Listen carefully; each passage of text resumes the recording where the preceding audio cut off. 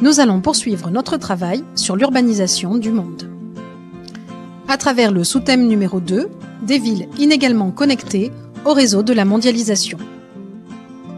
Mais tout d'abord, rappelons-nous ce qu'est la mondialisation. Il s'agit de la mise en relation des espaces et des individus du monde. Les grandes villes sont au cœur de la mondialisation.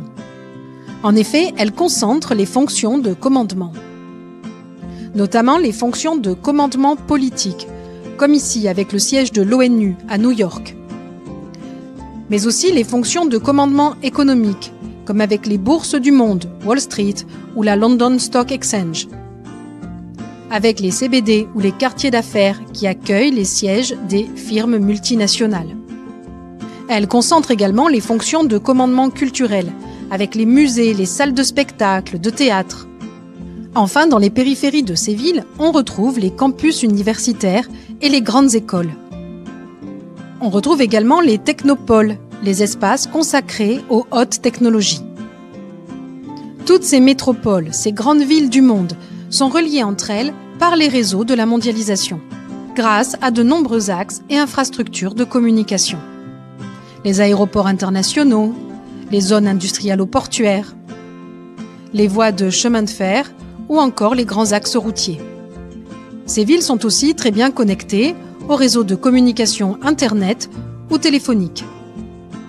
Toutes ces infrastructures permettent des flux migratoires, c'est-à-dire des migrations de travail, des migrations politiques ou des migrations touristiques.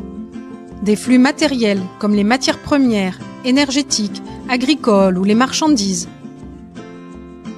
Des flux immatériels, c'est-à-dire des mouvements de capitaux, d'informations, des services à distance. Ces infrastructures permettent également des échanges culturels. Les métropoles mondiales sont à la tête d'un réseau hiérarchisé de villes. Au sein de ce réseau, elles échangent principalement entre elles. Les 3 villes dominant ce réseau sont New York, Londres et Tokyo.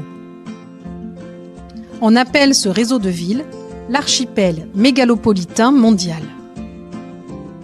Mais attention, toutes les villes ne connaissent pas la même situation. Elles sont inégalement connectées à la mondialisation. Leur situation est le reflet des inégalités mondiales. Certaines villes sont nées ou sont en croissance grâce à la mondialisation qui représente pour elles une opportunité de développement. Longtemps isolées, elles réussissent à s'insérer dans les réseaux mondiaux pour développer de nouvelles ressources. C'est le cas par exemple de villes du Golfe Persique, comme Dubaï, ou de grandes villes chinoises. Celles-ci tirent des ressources d'activités comme le tourisme, destinées à une clientèle mondiale disposant d'un haut niveau de vie. Des villes anciennes ont réussi à s'adapter à la mondialisation et à poursuivre leur croissance. Cela passe notamment par des opérations de rénovation urbaine ou de reconversion, par exemple avec la construction de technopoles ou de CBD. C'est le cas de Paris ou de Londres. Certaines de ces grandes villes sont engagées dans un phénomène de métropolisation, c'est-à-dire de concentration des activités et des richesses. Ainsi, si les agglomérations de New York et de Tokyo étaient indépendantes, elles seraient les 14e et 15e puissances économiques mondiales. Aux côtés de ces grandes villes qui sont en croissance grâce à la mondialisation ou qui sont parvenues à s'adapter, il y a des villes qui sont totalement à l'écart. Certaines de ces villes, autrefois prospères, connaissent un lent déclin car elles ont le plus souvent raté le tournant de la mondialisation. Crise industrielle, recul démographique, friche urbaine et dégradation des services publics marquent ces métropoles, comme c'est le cas à Détroit, aux États-Unis. Ce sont des villes rétrécissantes qu'on appelle shrinking cities. D'autres villes sont à l'écart de la mondialisation par choix, comme c'est le cas de Pyongyang, la capitale de la Corée du Nord.